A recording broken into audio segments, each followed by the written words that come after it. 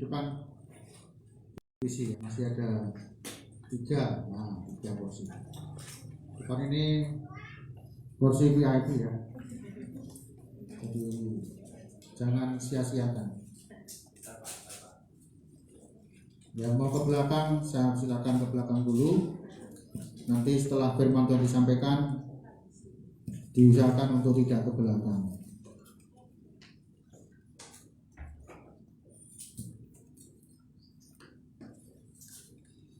Ya, siapkan hati, telinga untuk mendengarkan firman Tuhan. Siap ya? Ya, baik. Selama dengan firman Tuhan tidak ada aktivitas lain. Ya, kalau mau minum dulu. Saya kasih waktu untuk minum. Masih bertahan ya. Untuk tidak minum selama 30 menit. Bisa ya? Nah, silakan. Yang minum silakan minum dulu. Ya. Saya yakin Bapak Ibu bisa bertahan 30 menit. Juga tidak mengantuk ya. Nah, nanti kalau saya mengantuk, saya langsung tegur. Tolong diceblek sebelah kanannya gitu ya. Supaya tidak mengantuk.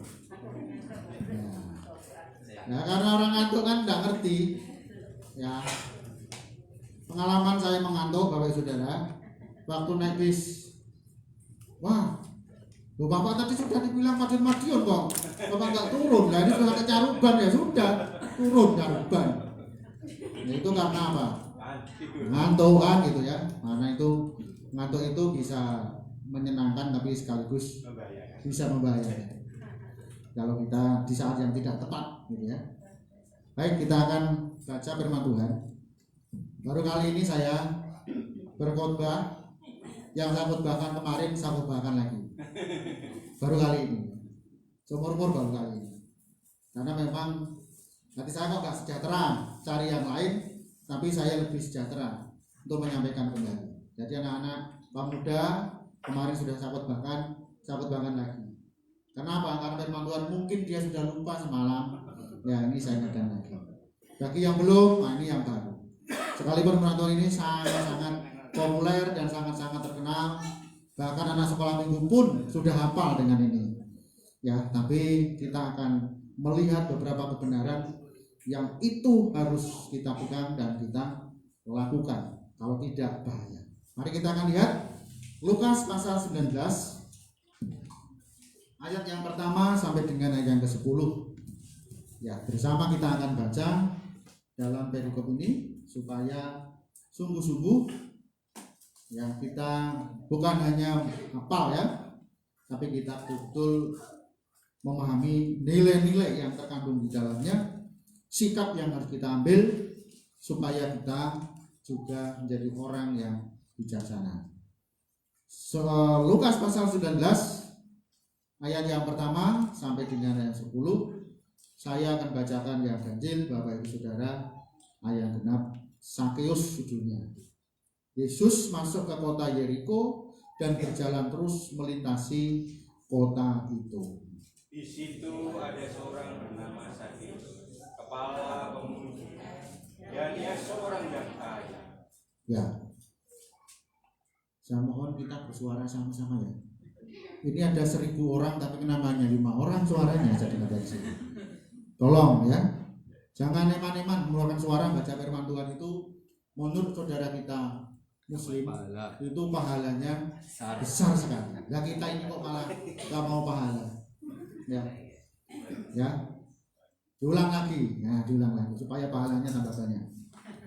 Yesus masuk ke kota Yeriko dan berjalan terus melintasi kota itu. Di situ ada seorang bernama Sakeus, kepala pemungut cukai, dan dia seorang yang kaya. Ia berusaha untuk melihat orang apakah Yesus itu, tetapi ia tidak berhasil karena orang banyak, sebab badannya pendek. Maka beralihlah ia mendahului orang banyak, lalu menghadap orang arah untuk melihat Yesus yang akan lewat di situ. Ketika Yesus sampai ke tempat itu, ia melihat ke atas dan berkata, Sakeus, segeralah turun, sebab hari ini aku harus menumpang di rumahmu. Lalu Sakeus segera turun dan menerima Yesus dengan suka sukacita. Tetapi semua orang yang melihat hal itu bersungut-sungut, katanya, ia menumpang di rumah orang berdosa. Tetapi Sakeus berdiri dan berkata kepada Tuhan, Tuhan, setengah dari milikku akan kuberikan kepada orang miskin, dan sekiranya ada sesuatu yang keras dari seseorang, akan aku kembalikan 4 kali lipat. Kata Yesus kepadanya, hari ini telah terjadi keselamatan kepada rumah ini, karena orang ini pun anak Abraham. Sebab Anak Manusia datang untuk mencari dan menyelamatkan yang hilang. Amin. Sampai di sini ya, Bapak Ibu dan Saudara kasih Tuhan. Saya kira sudah sudah pada hafal dengan nama ini, karena nama ini itu hampir selalu disampaikan, baik melalui cerita anak sekolah minggu. Kalau kita dulu pernah jadi anak sekolah minggu, wah itu pasti kita sudah sangat familiar di tengah kita. Ya, pasti kalau gurunya atau kita mendengar nama Sakeus, yang pertama kali Bapak Ibu tangkap apa? Pendek. Hah? Pendek. Apalagi? Naik pohon. Apalagi? Pemungut cukai. Apalagi? Kaya kayaknya nggak terlalu ya. Nah itu yang diingat orang kan gitu ya. Padahal ada satu hal yang sangat esensial, sangat penting, justru malah tidak diingat. Apa itu? Nah inilah mari kita akan renungkan bersama-sama. Bapak Ibu dan Saudara, melalui kesaksian dari Pak Sakeus yang pendek, dia adalah kepala pemungut cukai, kepala pemungut cukai. Terus dia dapat sebutan orang berdosa. Sudah pendek, gitu, pasti agak hitam kulitnya, ya. Sudah pendek, agak hitam, rambutnya pasti bergelombang. Ya. Itu ya, jadi itu ini fakta ini ya, ini fakta daripada Sakeus itu. Lalu dia dapat julukan dan terkenal sebagai orang berdosa. Nah kira-kira nek panjenengan ini orang bilang ya ojo bergaul ya, jangan bergaul dengan si sapol. Sing tak kayak contoh sapa itu? Sing ora tersinggungan. Ya. Mbak Soke. Ya. Ojo bergaul karo Mbak Soke wis pirang pendek gitu. Nah, misalnya itu. Nah, muring-muringan kan gitu ya. Ya. Itu orang berdosa itu. Jangan. Ya, misalnya itu. Kira-kira gimana Bu Saudara? Tertekan ya? Tertekan ya Bu Saudara? Ya, tertekan. Jangankan kok seperti itu. Waktu panjenengan di karantina, begitu positif di karantina, orang-orang menjauhi itu rasanya gimana? Wah, tertekan ya. Kok kaya ngono ya? Aku ki ora maling, ya ora nyolong. Maling karo nyolong iki padha lah. Ya. Saya ini tidak berbuat apa-apa, tapi kok mereka seperti itu ya? Ya. Karena apa? Orang takut ketularan kan gitu ya. Orang takut tertular. Demikian juga mereka yang menganggap dirinya sebagai orang benar, sebagai orang yang baik, bukan orang berdosa, mungkin begitu. Mereka takut bergaul dengan Sakeus, takut ketularan dosanya gitu ya.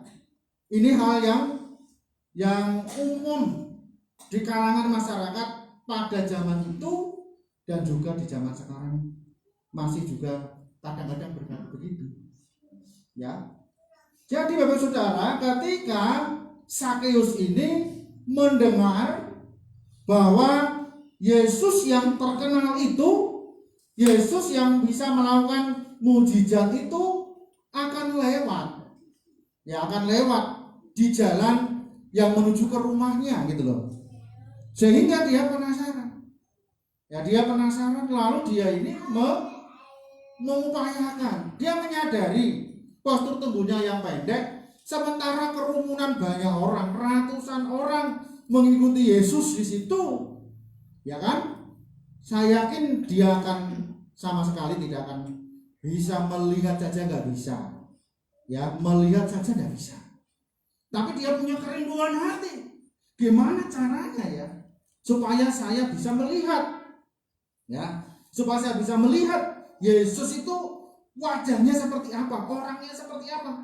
Kok begitu hebat, begitu terkenal di wilayahnya itu. Ya. Dan dia memang orang yang cerdas. Ya cocok lah dia itu pemunggut cukai, banyak akalnya. Ya kan? Banyak akalnya. Dia tidak kekurangan akal. Menyadari akan kondisinya itu, wah dia lari dulu. Dan rombongan masih sampai di airport gitu, dia lari ke sini, cari pohon, kira-kira aman. Lalu dia mana, gitu, langsung ngamplok gitu mungkin ya. Saya bayangkan dia tuh ngamplok, taruh meneng gitu ya. Sambil menyaksikan itu. Untungnya rombongan itu kok nggak belok di jalan sono gitu loh. Iya, kok nggak belok gitu loh. Kalau belok kan dia sia-sia saja memanjat pohon.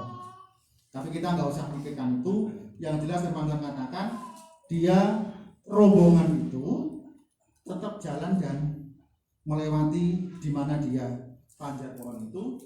Ketika Tuhan Yesus sampai di bawah pohon itu, lalu dangak atau melihat ke atas dan berkata, Zakeus, meduna nak, ya aku arep mampir ning omahmu, jaluk ngombe, kira-kira gitu ya. Tapi nggak begitu, ini salah.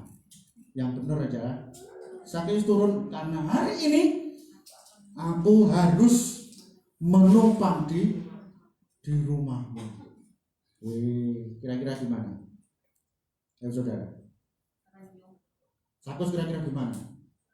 Weh, kok bisa? Yesus yang terkenal, yang luar biasa itu kok ngerti jenengku. Kira-kira sebelumnya sudah pernah ketemu belum? Zakeus ini? Belum toh? Tapi kalau langsung sebut nama ya. Siapa sih kasih tahu? Sing bocore jenengku ki sapa? Iya toh? Sadar nggak kita? Pernah nggak kita berpikir? Iya. Saya juga baru ini tadi. Iya loh. Kan belum pernah ketemu. Kok langsung tiba-tiba sebut nama? Loh. Siapa panjenengan coba? Misalnya orang yang baru pertama kali belum pernah ketemu sampean. Loh, Sugeng ta? Loh. Kok ngerti jenengku Sugeng? Ora jane aku ki Sugeng siang, Sugeng dalu. Ada orang Jawa bilang kan Sugeng itu selamat. Kebetulan saja Sugeng ya. Loh. Ya tiba-tiba tahu namanya. Loh, aku gak ngerti. Kan gitu ya. Bukan kebetulan itu, bukan. Nama Zakeus ini kan tidak seperti sebutan selamat itu. Lain Bapak Saudara. Kenapa begitu? Ya karena Tuhan Yesus itu dia Maha tahu. Apalagi kan cuma nama Zakeus. Iya kan? Nah, Tuhan tahu isi hatinya. Tuhan ngerti isi hatinya Zakeus, kerinduannya kepengen melihat sebenarnya wes cukup delok tok wes puas gitu ya. Wes marem istilahnya. Betul enggak? Dia sebenarnya tidak neko-neko, hanya kepengen melihat Yesus itu wajahnya seperti apa, orangnya bagaimana, kok begitu luar biasa. Sebenarnya hanya itu saja sebenarnya. Tetapi Tuhan betul-betul menghargai daripada usaha daripada Zakeus. Karena baru kali itu sepanjang perjalanan Tuhan di situ ada orang yang direwangi menek, kepengen melihat ya baru kali itu. Yang lainnya itu ya melu, bubuk gitu, gek ketika imangan kan gitu ya. Motivasinya itu kan begitu, karena Tuhan Yesus suka memberi makan. Jadi ngikut Tuhan Yesus itu motivasinya kepengen golek mangan. Memang sebenarnya ini juga tidak salah, tapi bisa menghambat motivasi kita. Ya dan anak panganan orang teko, wong ora nek panganan. Kan bisa begitu. Jadi orientasinya malah justru yang jasmani. Ibadah itu kan orientasinya yang rohani, bukan jasmani. Betul apa betul? Nah, ini orientasinya jasmani. Oh, ibadah kok boleh panganan jasmani. Ya kalau mungkin ada. Contoh besok Minggu tak bocori sedikit. Ya. Besok Minggu ada makanan. Ini asli ada. Saya ora teko, jangan menyesal. Kok tak foto kirimno. Iki lho. Iya. Ya. Betul, besok Minggu ada makanan jasmani dan rohani. Ya, mungkin saya khotbah lagi bikin KKR lah ya, supaya lebih ini semangat. Itu ya. Mudah-mudahan. Ya kalau nanti bleset, ya aku tanggung jawab kayak soto, kan gitu. Mudah-mudahan tidak bleset. Ya, ini loh Bapak Saudara yang dikasih Tuhan. Jadi punya motivasi yang begitu. Ya, karena itu perlu diluruskan. Oke lah awalnya salah. Tapi jangan salah terus dong. Ya. Orang bisa salah, tetapi jangan salah terus. Kalau salah terus ya kebangetan. Bapak Saudara, kemarin saya iseng ngisi ikut ya daftar guru P3K.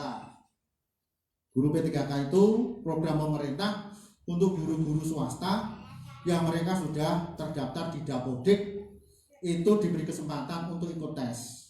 Try out Bapak Saudara ya lewat online gitu ya, kirim sama teman, Pak ini tolong dibaca kemudian dikerjakan. Saya mencoba mengerjakannya, hasilnya luar biasa Bapak Saudara ya. Saya kerjakan dari sekian soal, lalu saya klik lihat hasil terakhir. Wah luar biasa, saya berhasil mengerjakan dan dapat nilai burung terbang. Ya, 33. Hebat kan? Ya. Oh, karena soal ini mirip-mirip kon milih liru gambar. Wah. Ya, nyocoknya gambar. Nah, waktunya terbatas gitu ya. Sama kalimatnya ini bulet gitu. Nah, permainan kata gitu ternyata. Wih, enggak ada lah. Gitu ya. Nah, ya saya nanti akan ikut itu, ya terserah sama Tuhan saja.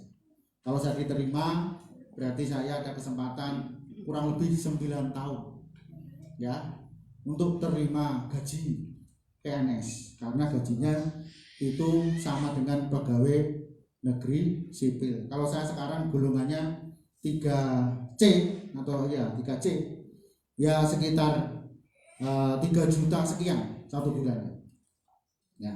Kuwi nek lulus, orang lulus ya wes kan gitu. Nah, namanya aja saya tidak terlalu ambisi, tapi kalau ada kesempatan seperti ini diambil saja. Jadi P3K itu adalah pegawai negeri tapi dengan ikatan kerja, tidak dapat pensiun. Selesai ya sudah, dibatasi dengan umur 60 tahun ya. Setelah itu ya sudah, ya tapi kan juga lumayan. Nah daripada sekarang ini, ya di situasi yang seperti ini kan luar biasa gitu ya. Ya siapa tahu berkat Tuhan, gitu ya. Siapa tahu berkat Tuhan kita menabur. Ya mungkin Bapak Ibu kekel, ya saya itu tanda tangan dapat gaji dari sekolah Gamaliel itu. Tapi apa tumor tanda tangan kok malah tombol. Saya setiap bulan tombol 94.000. Nah makanya bocor-bocor ini jadi kok apa tuh? Saya bilang beberapa teman saya muslim, tenang, kita menabur dulu. Ya dengan kata ini pasti kalau ketemu Pak menabur, ya betul ya. Ya, menabur, nah gitu ya. Dia teringat dengan kata-kata itu, ya Menabur ya Pak, ya dia jangan iki yo dalam hatinya itu kapan munduhe gitu. Ya, saya katakan pasti kalau kita itu menabur pasti kita akan menuai. Udahlah, percaya ya sama Tuhan dan percaya sama saya. Kau usah mikirin. Itu kesempatan kita. Mumpung kita masih hidup, gunakan untuk menabur kebaikan. Lalu kapan kita mau menabur? Kalau tidak mulai dari sekarang. Menabur tidak tunggu kaya raya, tidak harus tunggu kita ini menjadi orang yang berkecukupan, tidak. Tapi menaburlah dengan sesuatu, bahkan mungkin karena keterbatasan. Bersyukur masih ada tempat untuk menabur, saudara ya. Karena saya merenungkan, kapan lagi kita menabur? Ya, saya merasa sukacita, merasa senang karena bisa melakukan hal itu. Itu adalah suatu kepuasan. Ya, tapi buktinya sampai sekarang ini, ya, kami sekeluarga, ya, mangan ora kurang lah. Ya, mangan tidak pernah kurang. Sejak awal kami melayani, tidak pernah kekurangan makan.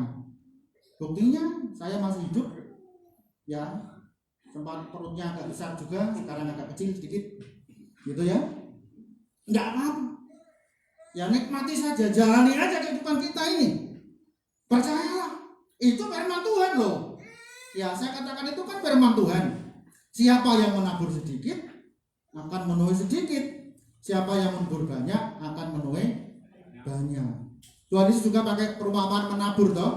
Menabur apa? Benih di pinggir jalan, menabur jatuh di batu-batu, di semak duri dan lain sebagainya.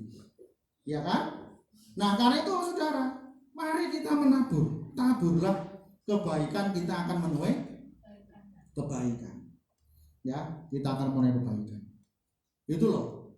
Nah ini adalah ajaran Tuhan. Karena itu saya yakin teman saya ini, ya karena dia masih Muslim ya, lalu setiap itu saya kuatkan, tenang aja. Sampai kan ajaran ini kan ngamal loh. Nah, ini kesempatan untuk kita ngamal lah. Itu loh, kapan lagi? Mumpung masih urip gitu ya. Soalnya mau mati sudah ngamal. Bener nggak? Nggak bisa. Mati sewaktu waktu, betul nggak? Hari ini mantan Pak Lurah saya Rorombo, dia naik di Sekcam Taman kemarin jam berapa ya? Jam 1. Itu saya dapat WA Pak Suwarno pulang ke Ramatullah. Boh pulang tenan pora sampai kono pora. Tapi dia meninggal dunia. Ya, saudara ya, ini terjadi. Ya, masih muda, belum pensiun. Ini contoh. Karena itu saya tidak dengar sakitnya, tiba-tiba meninggal dunia. Ya.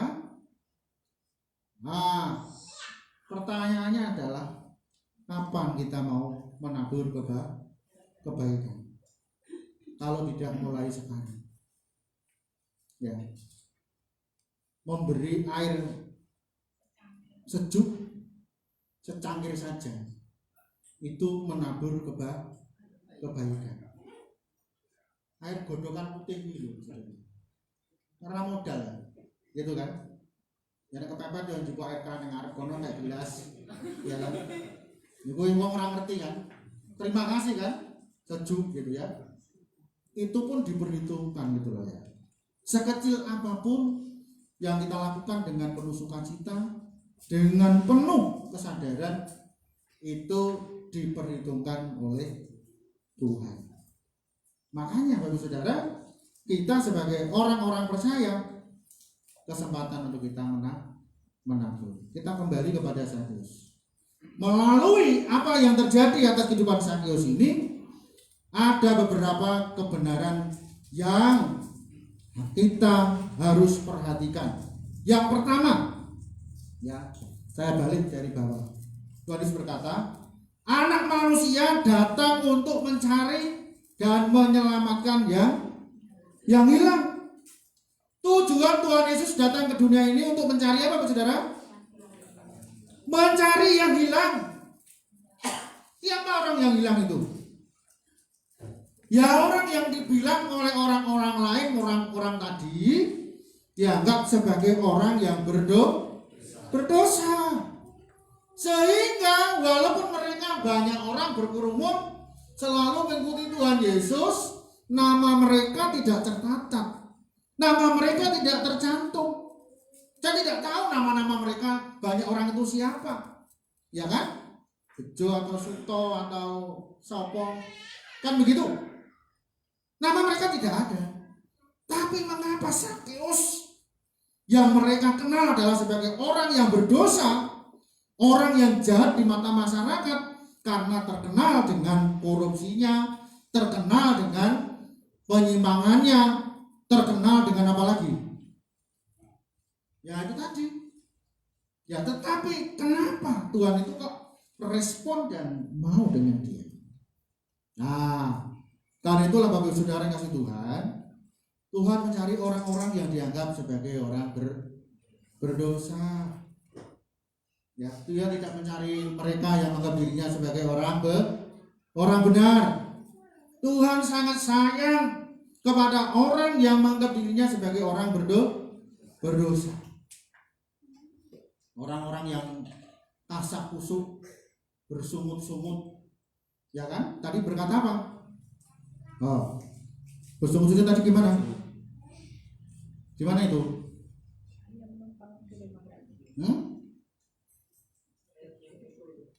Ayat keberapa?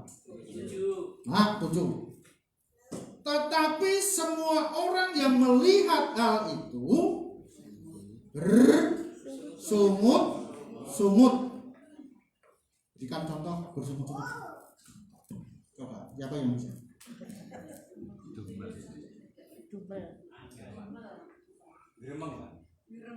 Ayo contohnya. Berikan contoh. Bersungut-sungut tadi loh, sesuai dengan ini loh ya, ya kan? Tapi pakai bahasa Jawa kita aja nggak apa-apa, bahasa kita sehari-hari. Ya, itu kan dia katakan ia menumpang di rumah orang berdosa. Tapi sebenarnya kalimatnya bukan sampai di situ, bener nggak? Pasti bisik-bisik mereka.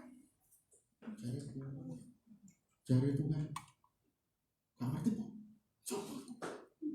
Kan gitu mungkin ya. Sakeus jujur, ya kan? Mungkin begitu kan? Bahkan mungkin ngomongnya yang lain lagi. Ya ampun, ya kan? Apa berarti? Ajarono, gitu ya mungkin ya, ya kan? Sakeus kuwi dosa.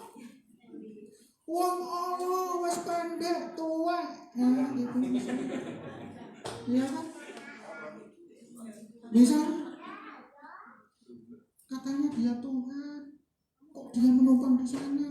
Jo sampai mangan apa?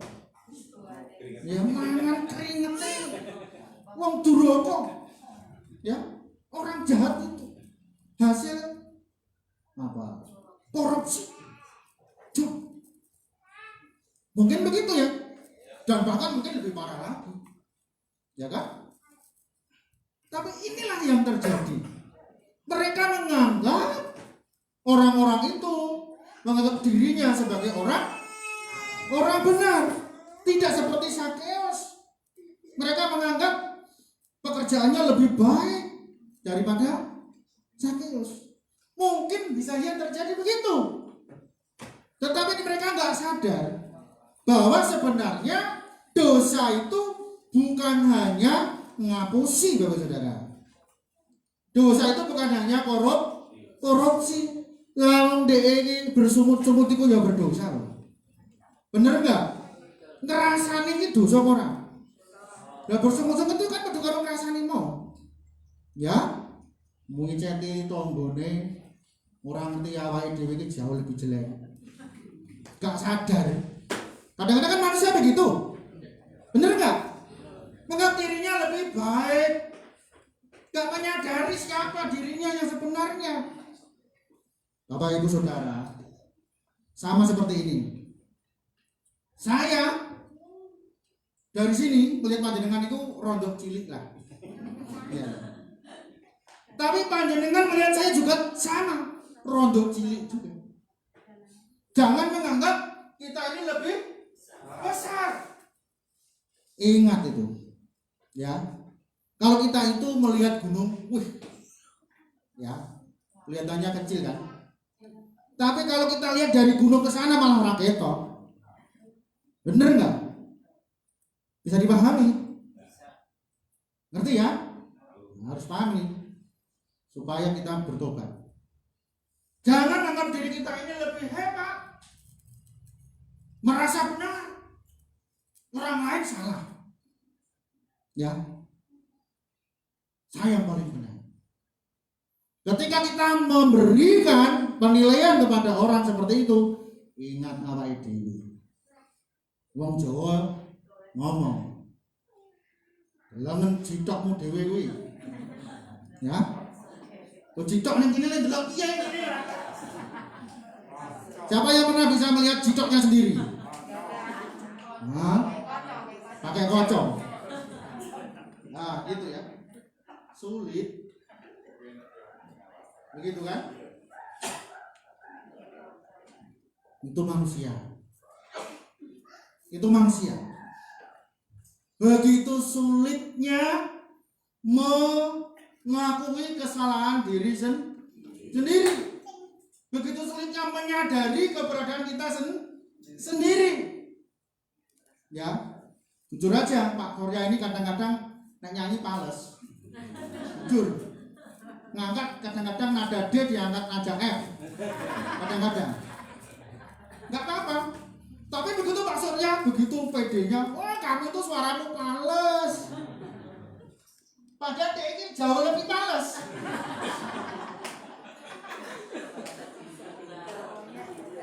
Itu manusia, betul nggak?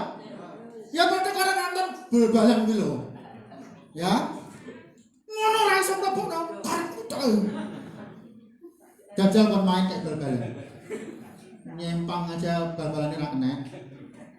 Nemplak aja. Itu manusia, saudara. Ini pembelajaran yang sangat bernilai supaya kita sadar. Mereka tadi itu yang bermengedumel, bersungut-sungut, ngerasani Sakeus, ya, bahwa dia adalah orang berdosa. Tapi kalau saudara, karena Sakeus merasa dia pendek, kepengennya Tuhan menghargai. Jadi dari sini ada satu pelajaran yang perlu kita perhatikan. Respon kita ketika kita mendengar Yesus itu bagaimana? Apakah kita punya respon sekuat tenaga ingin melihat, berupaya menek? Ya, kalau sampai kita ini yang sudah berumur suruh menek itu kira-kira gimana? Mbak Narto itu misalnya ya. Ayo Mbak, menek Mbak.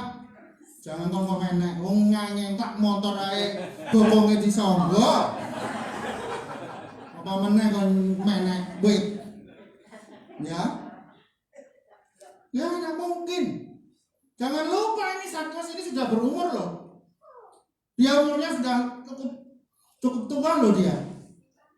Tapi dia punya kerinduan ketika mendengar Yesus melewat itu. Dia punya respon.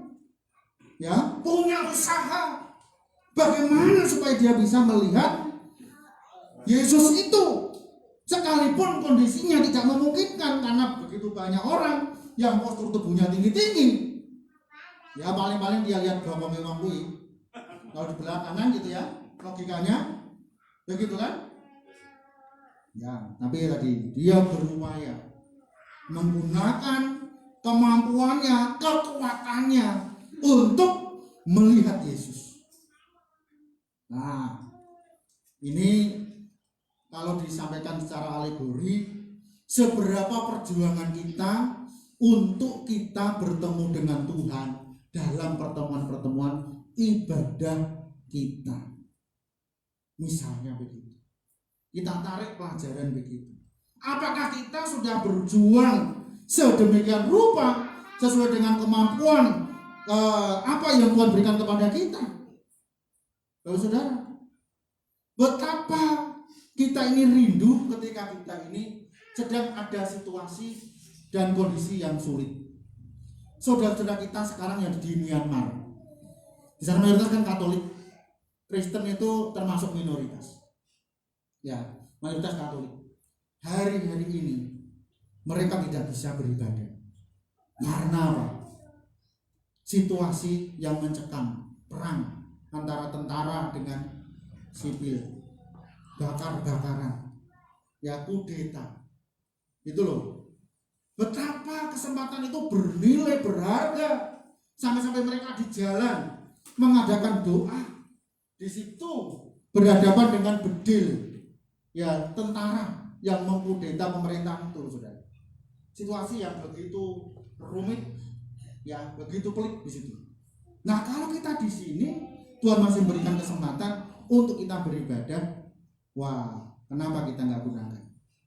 Bapak Ibu Saudara, sekali lagi kembali, di saat-saat saya tidak bisa membaca waktu saya sakit itu, saya download aplikasi Alkitab dengan bersuara. Tak kasih contoh ya, sehingga sekalipun kita tidak bisa membaca, kita bisa mendengar. Nih contohnya, ya Alkitab sekarang itu ada aplikasi. Ya, jadi disetel, saudara. Kita mau mulai dari kitab apa? Nah, di situ ada. Nah, ini Alkitab audio namanya. Ya, nanti tolong dengarkan. Jadi tidak ada alasan untuk kita tidak bisa membaca atau mendengar firman Tuhan.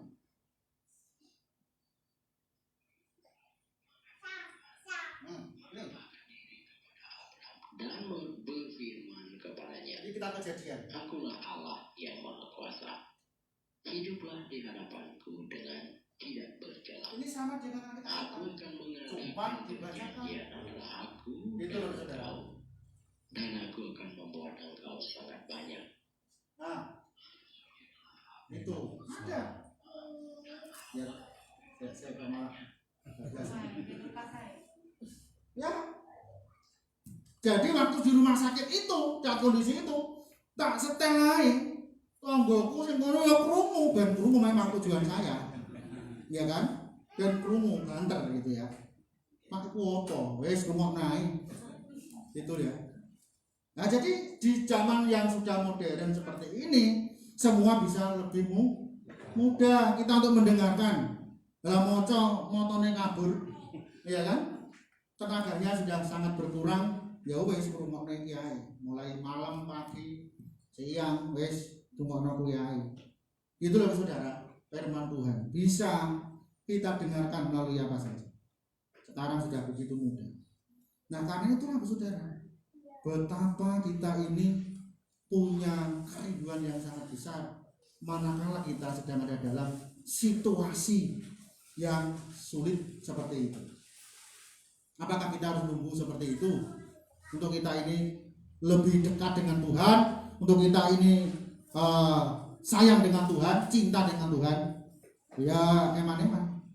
Justru waktu kita masih kuat, masih sehat, ya masih seperti sekarang ini, kita bisa lakukanlah pekerjaan Tuhan dengan sungguh-sungguh. Ya, ketika kita dipercaya untuk melayani dengan sungguh-sungguh. Ya, merasa ngeles. Ya, apa yang dipercayakan Tuhan lakukanlah dengan sepenuh hati kita. Ya, Bapak Saudara yang dikasihi Tuhan. Kemudian tadi yang pertama ya, Tuhan mencari orang yang terhilang, orang yang berdosa dianggap oleh orang banyak. Justru Tuhan mencarinya. Karena apa? Karena Sakeus punya kerinduan untuk bertemu dengan Tuhan. Lalu yang kedua, waktu Tuhan Yesus sudah di rumahnya Sakeus, terjadilah sesuatu di luar dugaan banyak orang. Apa yang terjadi? Dia berkata apa? Iya, orang yang terkenal cetil, medit, ya, egois, betul nggak? Ya, Bapak Ibu coba coba perhatikan ya. Orang yang cinta duit, ya yang profesi seperti itu, atau mungkin rentenir, ya rentenir. Kira-kira bagaimana kehidupannya? Kira-kira gimana? Pelit nggak? Wih, pelitnya minta ampun kan gitu ya. Sakyus ya bodoh misalnya.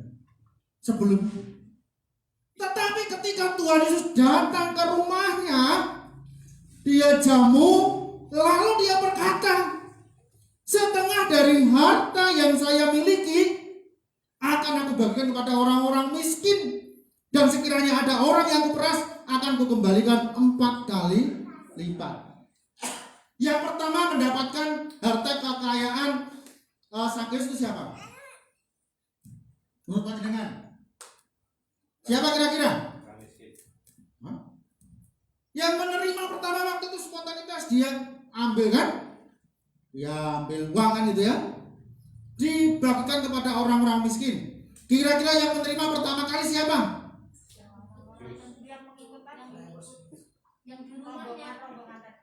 Nah itu. Lah sing ngikuti rombongan ki mung kan sing ngrasani mau toh. Bener enggak? Tapi dia menerima enggak uangnya? Mau aku apa? Najis uang iki mau aku. Kira-kira begitu enggak? Enggak. Mereka menerima. Berubah mereka pikirannya. Oh, Pak Sakyus itu orang yang baik hati. Ya, orang yang murah hati. Ya Pak, wah Pak Sakyus itu luar biasa. Kan gitu. Padahal sebelumnya apa? Rasani. Tapi begitu pakai uang, dikasih uang, wes berubah. Ya, berubah. Di sini tidak disebutkan sampai di situ. Tapi orang-orang yang dibagikan itu ya, duit itu wah berebutan. Mau menerima duitnya. Kan gitu ya. Inilah sifat manusia. Hati-hati kalau saudara. Ya. Hati-hati. Jadi kita bisa mengambil satu pelajaran. Ketika Sakyus menerima Tuhan Yesus di rumahnya, sekaligus dia membuka hatinya sehingga hatinya diubahkan oleh Tuhan. Karakternya diubahkan oleh Tuhan. Yang semula dia pelit, egois, dia berubah 180. Ya. Akhirnya jadi murah hati. Bayangkan separuh loh. Kalau dia punya kekayaan 1M berarti 500 juta. Dia bagikan separuh. Saya yakin kekayaannya Sakyus ini miliaran. Kalau dikurskan dengan uang rupiah sekarang. Betul itu. Ya kan? Dia bagi-bagikan kepada orang miskin. Yang pertama ya menembelak orang-orang yang rasani tadi. Ya ini kloter pertama, uang duroko, ayo duit meneng ya itu, ya kan? Baru untuk tahap berikutnya cari orang-orang miskin kan begitu, ya, untuk dibagikan semacam itu. Bapak Ibu Saudara yang disebut Tuhan, hidup kita ini harus diubahkan. Kalau kita ini cuma jadi orang Kristen, ya patutnya orang Kristen itu piye? Selayaknya orang Kristen itu gimana? Karena menyebut nama Kristen itu sama dengan kita ini sebagai milik Kristus. Ya. Makanya mari kita berubah. Pola pikir kita ya harus diubahkan.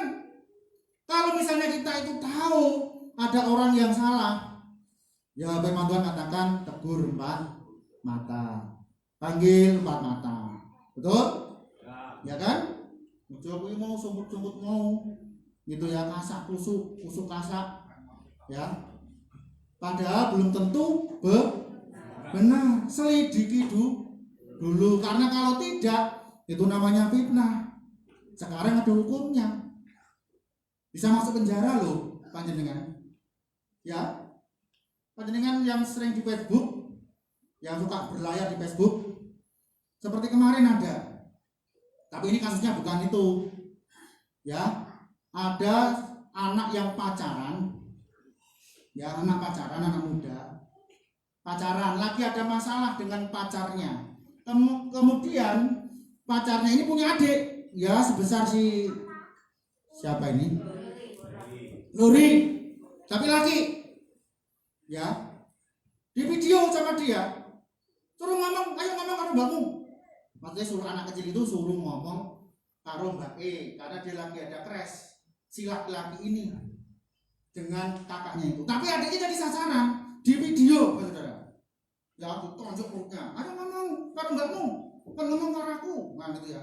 Orang bilang tinju gini, sampai terakhir itu geblak kanannya. Lihat ya, kita yang lihat. Orang no, masih buat dulu yo. Ya.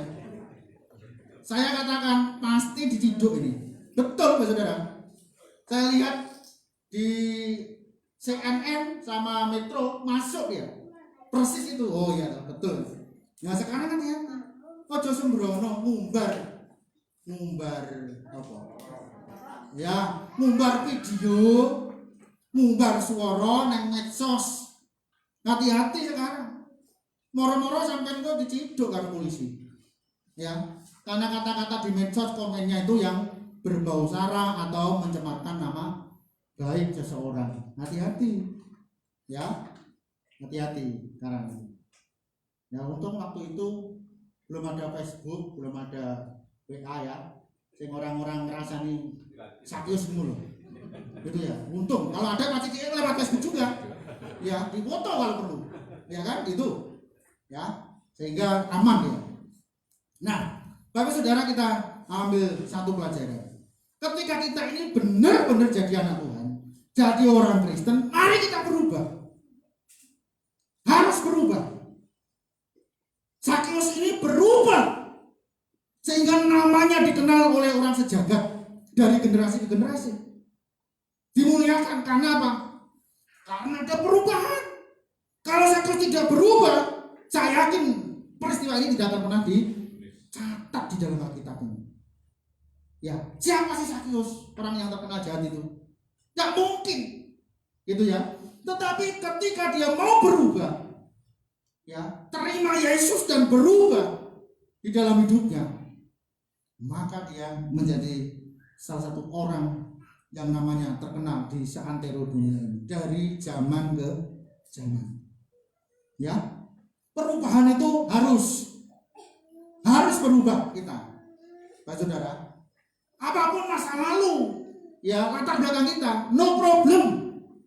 Tuhan tidak mempermasalahkan itu. Ya, benar nggak? Tuhan tidak pernah mempermasalahkan itu. Waktu pelacur ketangkap itu, Rahab pelacur juga. Apakah Tuhan mempermasalahkan dia jadi pelacur? Enggak. Tapi Tuhan menghargai setiap perubahan hidup manusia itu. Pertobatan yang nyata Tuhan hargai. Tuhan tidak pernah mempermasalahkan. Tapi mengapa kadang-kadang manusia itu selalu mempermasalahkan masalah orang lain? Mari kita masing-masing mulai saat ini kita introspeksi diri kita sendiri. Jangan sampai kita ini dihakimi oleh Tuhan dan bahkan nanti mungkin Tuhan berkata, aku tidak mengenal kamu. Piye kok Tuhan? Kok ora kenal aku kok piye to? Aku ki Kristen, ya Tuhan. Kok Gusti iku mboten kenal kali kula ki dos pundi to? Kula datang gereja. Ya, kayak rebos. Rebos.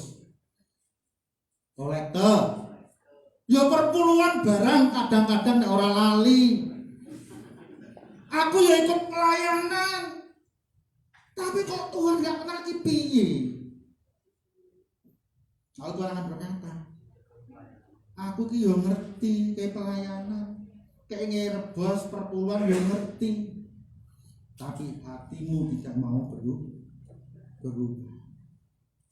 Tuhan melihat hati kita. Tapi saudara, jangan sampai kita sia-sia. Mari kita benar-benar mulai sekarang wes iki zaman wis tuwa. Bener nggak? Ayo kita noto awake dhewe, introspeksi dengan hidup kita. Ojo kaya wong sing akeh mau, ya, bersungut-sungut karo si Sakeus. Ayo, mari kita. Karena kita menyadari bahwa kita pun bukan orang yang sempurna, penuh dengan kekurangan, banyak sekali kekurangan dan kesalahan yang kita lakukan. Memang mungkin kita tidak melakukan kesalahan seperti yang dilakukan oleh Sakeus barangkali, ya kan? Tapi kan dosa bukan hanya itu, ya, bukan hanya itu dosa itu. Ada jutaan cara untuk orang berbuat dosa. Nah, sekarang ini memang zaman sudah wis rusak sak. Edan ya wis memang yo karena kayak wong edan. Termasuk kita ini juga edan. Jangan anggap dirinya orang enggak edan. Ciri-ciri orang edan itu apa? Ngomong dewe. Sampean sering ngomong dewe ora? Sering guyang-guyu dewe ora? Ketika dapat emoji dari Pak Sugeng guyang-guyu. Ora nek kancane kok guyang-guyu. Lha iku kan ciri-ciri wong edan. Nah iya toh? Ngono kok dibilang wong edan ora gelem. Iya kan? Wong edan iki pakaiane piye? Dompang camping toh. Ya kadang-kadang tuku celana lagi anyar gas iki lho, bolong-bolong. Bener enggak? Lah iya, ngono ya dinggo. Ngono ya bangga lho. Mulane kadang-kadang aku ya bingung lho. Lah zaman biyen nek bolong kan didondomi ditempel. Saiki sengaja dibolongi. Bener enggak? Ibu-ibu kuwi lho nek bapak-bapak ngono ya enggak terlalu. Iya toh? Coba dilihat ini nih, mana sing bolong ora? Oh, model wong edan. Ini yang namanya zaman edan. Memang benar saudara. Nah orang edan orang keduman. Nah orang nggak ngono cari orang model. Kuno kuwi. Ya. Nah itulah manusia zaman sekarang ini. Ya toh? Nah, mari kita sadar saudara. Mari kita betul-betul mempersiapkan diri kita sendiri. Kesaksian ya. Ini nyata kan? Waktu saya masuk rumah sakit, ya apakah nyonya saya yang tercinta ini ada di samping saya? Apakah anak saya yang terkasih itu ada di samping saya? Tidak ada. Karena memang tidak boleh. Lalu saya merenungkan, kok koyo ngene iki ya nek awake dhewe iki kok ngadep karo Gusti. Ora entuk sapa wae. Ya, tidak boleh. Makanya waktu saya mau masuk masih di UGD, iku suster ngomong, "Bu, tunggonono. Jangan pulang dulu. Tunggu sampai masuk, antarkan sampai di situ." Aku ngerti maksudnya. Jenengan kira-kira ngerti lah maksudnya? Apa? Ngomong ae. Ngomong terus terang ora apa-apa aku ora wedi. Ngerti lah maksudnya? Apa, Pak? Malaikat maut. Jangan-jangan itu kamu lihat yang terakhir kali. Bener enggak? Itu adalah apa istilahnya? Nah, Mas Agus bilang itu namanya apa, Mas? Bahasa yang itu namanya apa tadi? Sampai gue komentar apa dulu. Metafora. Apa? Metafora. Bahasa kiasan. Isyarat. Makanya tapi Ibu wis saya juga masak nih langsung mulai yo kurang. Yo wis mulai ora apa-apa. Makna aku sebentar ya gitu. Karena apa? Karena kalau sampai meninggal COVID sudah nggak bisa melihat lagi. Orang entuk didelok, buka ya orang entuk ya wis kuwi. Selalu begitu. Semua pasien pasti perawatnya itu selalu begitu. Tolong ditungguin sampai masuk di ruangan gitu ya. Sepanjang saya digeledet gitu, itu beberapa satpam, Pak, Semangat ya. Oh ya, semangat. Semangat ya Pak. Semangat. Ngapa dia ngomong semangat gitu. Saat itu kan memang masih fit ya. Badan itu saya merasa gitu ya. Kan digeledak gitu. Panjang jalan itu. Banyak itu satpamnya. Selalu bilang semangat ya Pak. Semangat ya. Ya, semangat. Nah, karena itu saudara kasih Tuhan. Rasanya Bapak Saudara. Betul-betul kita ini sendiri. Tidak ada siapa-siapa. Drop saudara manusia. Kok yang ini ya? Dijauhkan dari semua. Tidak bisa menolong siapapun, tidak bisa saudara kita. Orang yang kita cintai, ya, orang yang dekat dengan kita, bahkan mungkin orang yang kita tolong, orang kita bantu, orang siapa saja tidak bisa. Saya merasa merenungkan ini gambaran orang akan dihakimi Tuhan juga seperti itu. Nah kalau sudah seperti itu kita mau sambat sama sopo? Ya, sambat sama siapa? Ya kalau kemarin masih bisa pakai WA, call apa itu? Video call. Ya, saya video call setiap hari masih bisa ketemu dengan panjenengan video call. Tapi langkon ini suwargo ki lho HP ini ditinggal kabeh. Ora ana sinyal ning kono. Ya, kita mau kolek siapa? Mau pembela siapa? Mau minta tolong siapa? Mau kirim apa? Ya, kalau kemarin ya saya minta, aku kirim mono gedang. Ya, karena yang paling enak mulut saya itu pisang. Ya, setiap hari itu pisang. Khusus itu setiap hari jadi kurir saya. Ya, ngantar pisang, ngantar apa, semacam itu. Bapak Saudara, masih bisa. Tapi nanti kalau kita sudah di sana penghakiman, kita mau minta tolong sama siapa? Kita mau calling siapa? Tadi saya katakan sudah tidak ada lagi fasilitas yang paling canggih ini, nggak ada. Karena apa? Dibubari sama Tuhan. Ya, jadi transmisinya itu sudah rusak semua. Harapnya apa ya? Nah, kita betul-betul diperhadapkan dengan situasi. Karena itulah Bapak Saudara, mari kita siapkan hidup kita. Kita toto awake dhewe iki. Uripe wis ayo noto awake dhewe, pikirane dhewe ditoto. Lalu yang kedua, berikan pemaafan dan maaf kepada orang lain. Pengampunan lepaskan. Ya. Waktu itu betul-betul saya itu menyadari kesalahan saya, dosa saya. Tuhan ampuni ini. Tuhan berikan saya kekuatan untuk mengampuni orang yang menyakitkan saya, orang yang ini begitu. Ya, dilepaskan semua.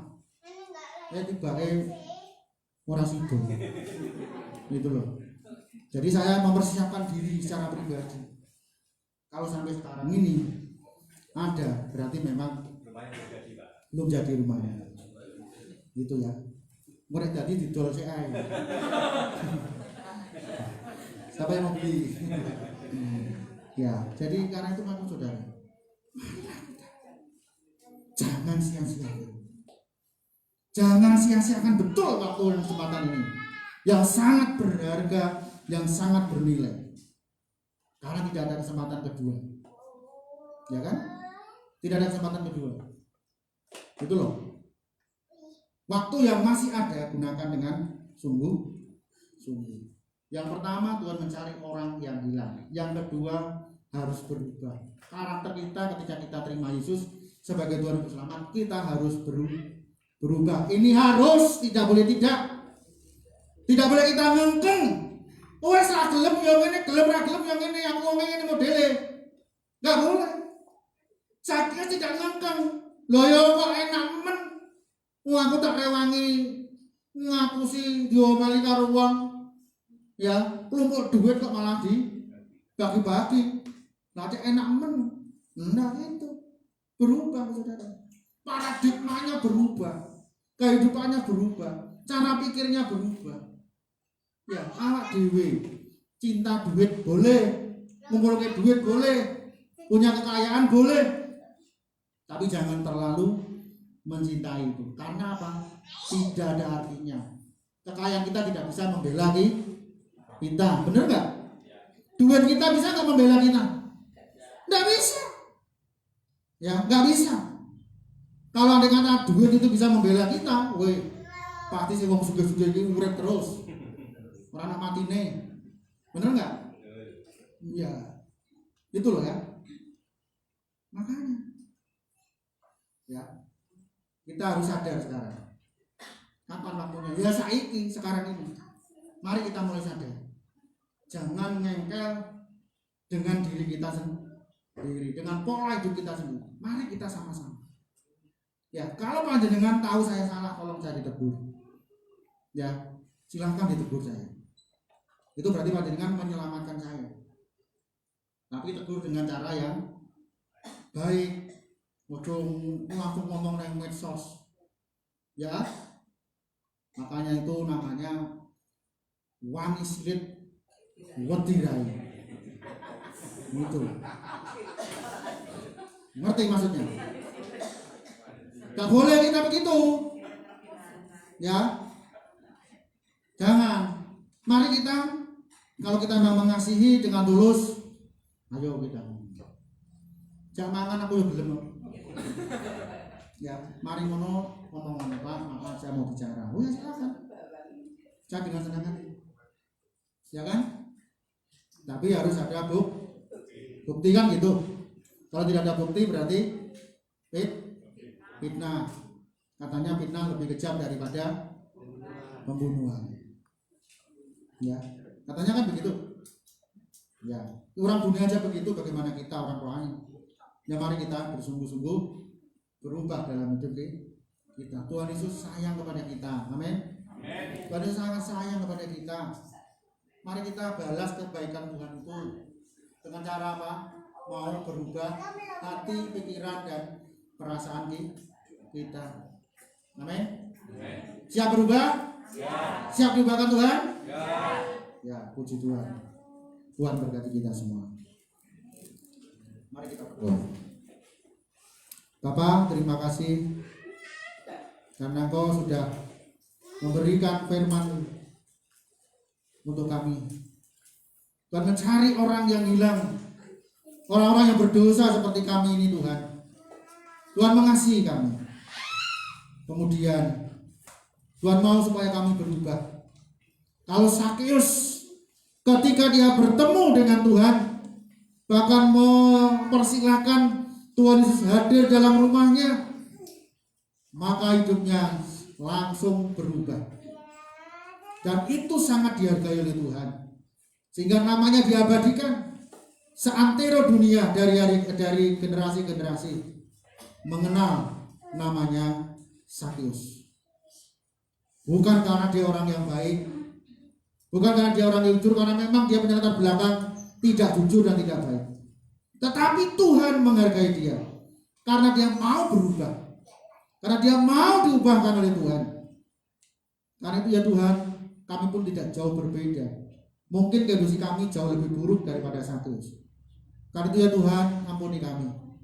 Tuhan beri kekuatan untuk kami mau diubahkan oleh firman-Mu, untuk kami mau diajar oleh firman-Mu, untuk kami mau dididik dengan firman-Mu, sehingga dengan demikian ya Tuhan, hidup kami dari hari ke hari mencerminkan kasih Kristus di dalam hidup kami. Tolonglah Tuhan kami untuk dapat memahami firman-Mu dan melakukannya. Dalam nama Tuhan Yesus kami mengucap syukur atas firman-Mu. Haleluya. Amin. Tuhan berkati kita sekalian. Ya.